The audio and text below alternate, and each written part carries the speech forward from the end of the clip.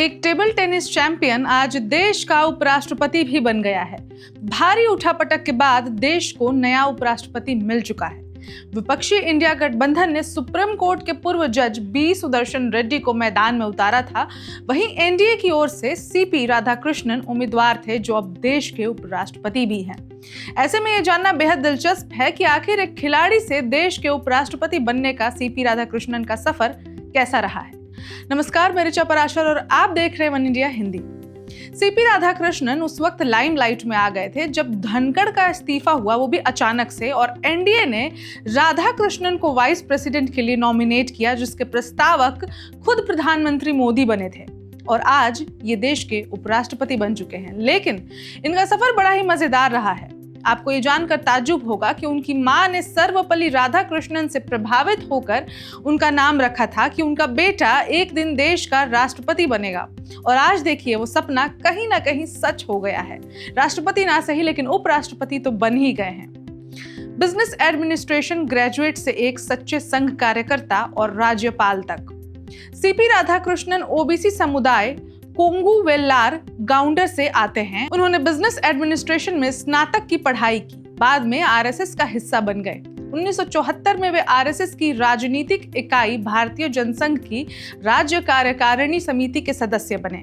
साल 1996 में इनको भाजपा तमिलनाडु का सचिव बनाया गया। इसके बाद 1998 में कोयम्बटूर से ये पहली बार लोकसभा सांसद भी चुने गए और 1999 में फिर से जीत का परचम लहराया।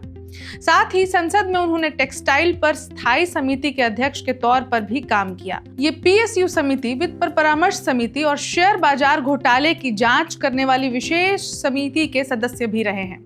साल 2004 में इन्होंने संयुक्त राष्ट्र महासभा को भारतीय संसदीय दल के हिस्से के रूप में संबोधित भी किया है। ये ताइवान जाने वाले पहले संसदीय प्रतिनिधिमंडल का भी हिस्सा थे।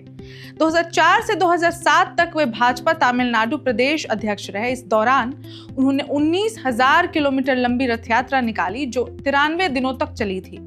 इस यात्रा में उन्होंने नदियों को जोड़ने, आतंकवाद खत्म करने, समान नागरिक संहिता लागू करने, छुआछूत समाप्त करने और मादक पदार्थों के खिलाफ अभियान जैसे बड़े बड़े मुद्दे उठाए। माना जाता है कि इस यात्रा से इनका राजनीतिक कद और भी बढ़ गया था। इसके अलावा इन्होंने 2 पदयात्राएं और भी की थी। 2016 से 2020 तक वे कोचीन स्थित कोयर बोर्ड के अध्यक्ष रहे। उनके नेतृत्व में कोयर निर्यात 2532 करोड़ रुपए से उच्चतम स्तर पर पहुंच गया था।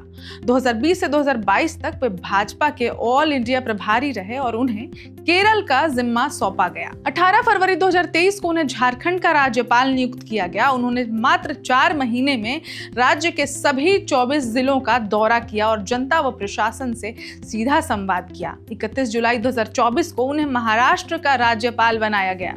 इसी बीच साल 2024 में इन्हें तेलंगाना का भी राज्यपाल बना दिया गया था। इतना ही नहीं, ये पुडुचेरी के उपराज्यपाल भी बनाए जा चुके हैं। सीपी राधाकृष्णन एक अच्छे खिलाड़ी भी रहे हैं। कॉलेज स्तर पे वे टेबल टेनिस चैंपियन, लंबी दूरी के धावक।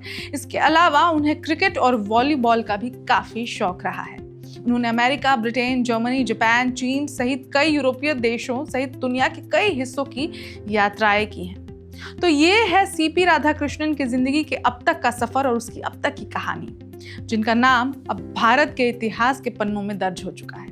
अब इस खबर में इतना ही, लेकिन इस खास रिपोर्ट पर आपकी क्या राय है, ये आपको कैसी लगी, हमें कमेंट करके जरूर बताएं। और देश दुनिया की बाकी खबरों के लिए देखते रहे वन इंडिया हिंदी। नमस्कार। Subscribe to One India and never miss an update. Download the One India app now.